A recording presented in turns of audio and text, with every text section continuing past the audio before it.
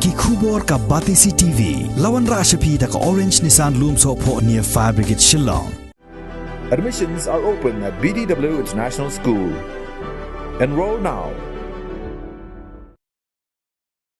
Ka United Democratic Party Youth Wing ha ka arpu pratri gubernai rempang arjar arpu kala kintu ye ka sarkar pedeng bahkan ajing menjurno kamklo ye ka inalain permit ka balong ka jingdawa ka bala slembha jong ki pat ba nong song snong ka jilna Meghalaya. Presiden bertema jong ki United Democratic Party Youth Wing uba kermen sela ha ka jingya keren bat kilat pathai khubor ulaong Bayakan ika mat an saya keren ha kejingelang jong ke Youth Wing ke Bansa Longshen na kejingnya selok bat ki he nong iram jong ke parti UDP. Nalin jungi ni dekwa ba kini ka ILP ba bengin ye yo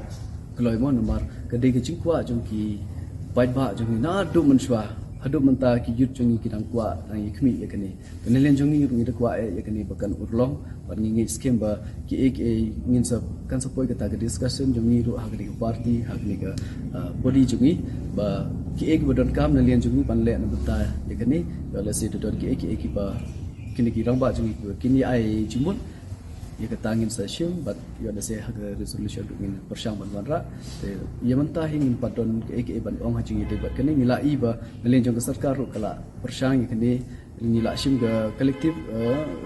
decision mah ke resolution apa juga assembly dari saat setang ke jing buden nalin jong chief minister bodon burom bat ye borok ki kelik ministers te ye kini hingin dang ya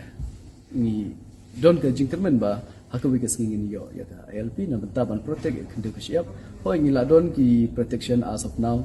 the ring ngidang don kam shushu protection is our priority.